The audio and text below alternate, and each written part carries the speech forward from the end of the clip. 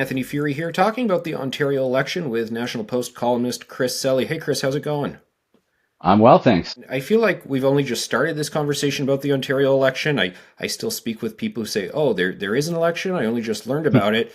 Yeah, but we've actually got just over 2 weeks until E-Day, so it's also almost done. Isn't that something? It feels like all we talked about is Trump so far, Trump and tariffs. And understandably so, in that there's a lot of big moves happening and tariffs and policy decisions coming from the U.S. And the whole reason Doug Ford triggered this election is because he said he needed a strong majority mandate to respond to Trump.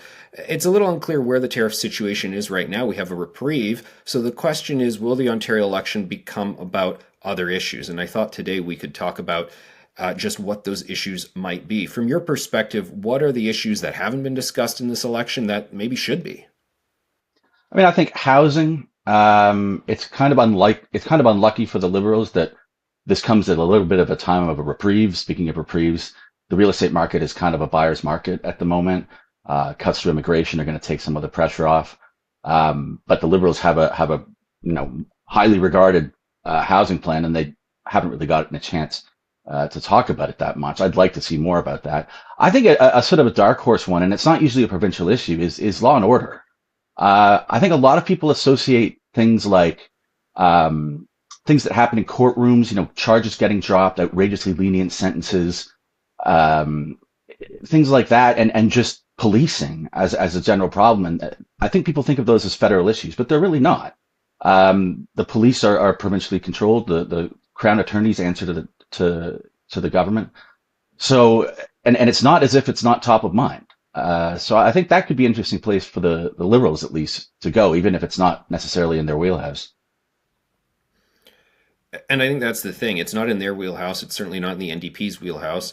Doug Ford is largely seen as being pretty supportive of the police and law and order, so it's almost like he doesn't need to mention it. But then, to your point, it's this huge sort of policy gap that isn't being mentioned. Yeah, that's right. And again, it's a tough one because it's going to involve, because the whole discussion is all about bail rules. How do we set?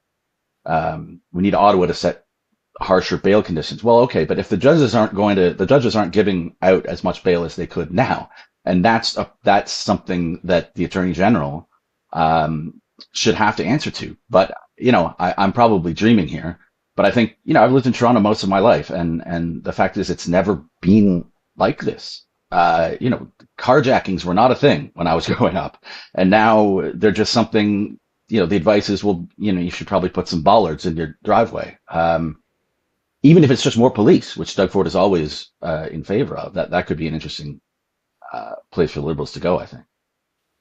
No, it's a good point. The issues that I think we have a major gap in this election campaign and just what we talk about in Ontario politics in general are the two largest provincial files, healthcare and education. They are largely in a shambles right now. The stories of people who don't have a family doctor, we've had rural hospitals shutting down. As the parent of children in the public school system, I think the education system is in shambles right now, and many parents feel the same way.